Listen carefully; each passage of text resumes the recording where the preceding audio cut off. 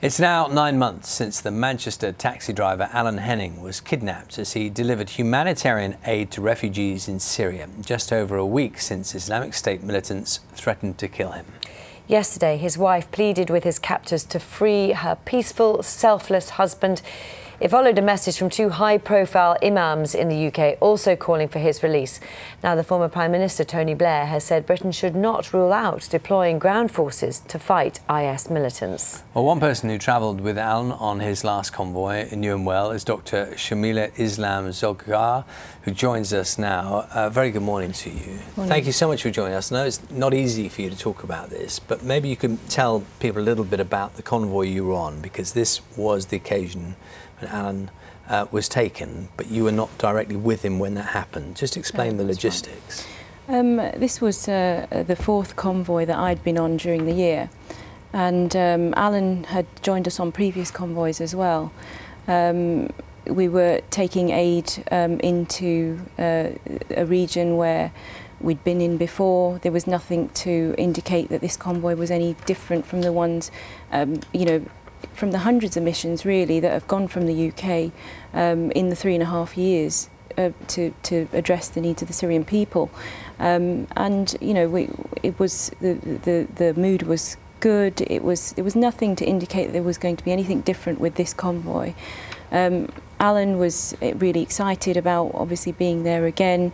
He'd been in on the previous convoy and been inside the camps helping to deliver aid. So he was, you know, fully aware of, you know, where we were going and, you know, what the potential risks were, as are all aid workers when we go over to deliver aid in these kind of conflict zones.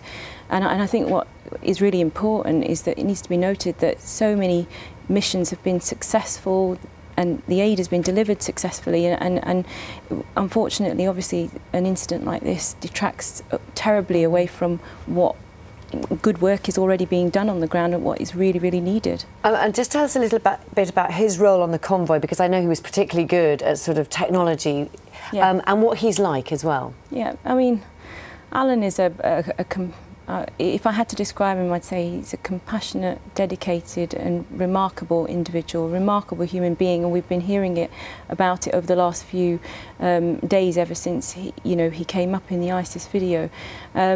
He was committed to what was going on in Syria, and he wasn't satisfied with just donating or raising the awareness or fundraising. You know, he actively wanted to do something practical on the ground, and that's why he sacrificed, like many aid workers do, his time, his energy and his efforts to actually go over there and practically make a difference on the ground.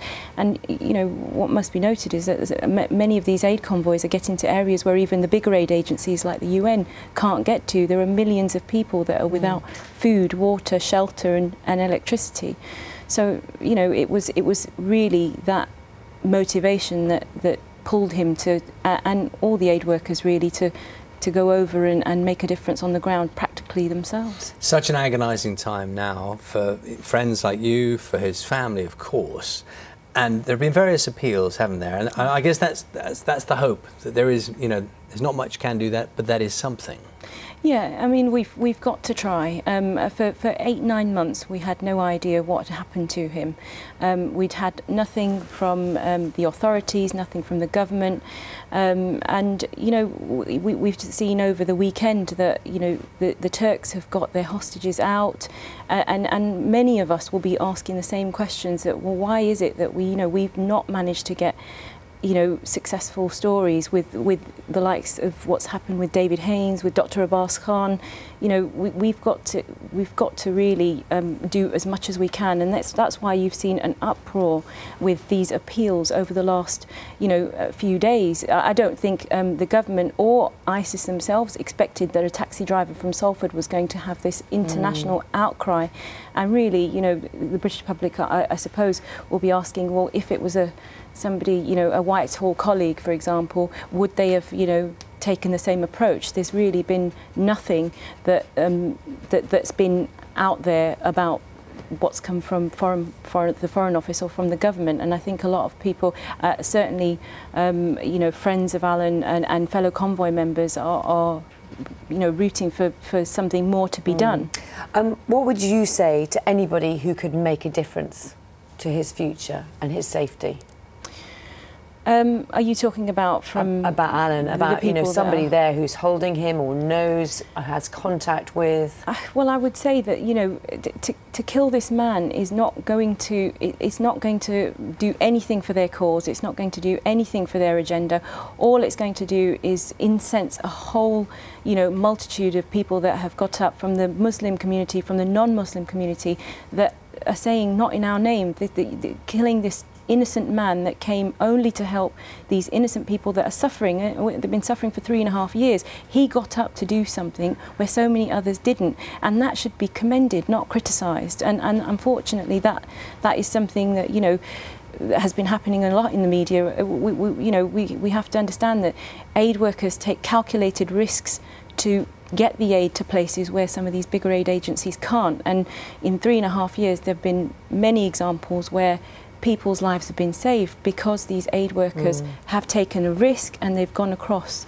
Unfortunately, you know, when something like this happens, the focus tends to remain on the negativities and not what's positive here. Dr. Shameela, thank you very much for your time this morning. Thank you. Thank you very much indeed. Thank you.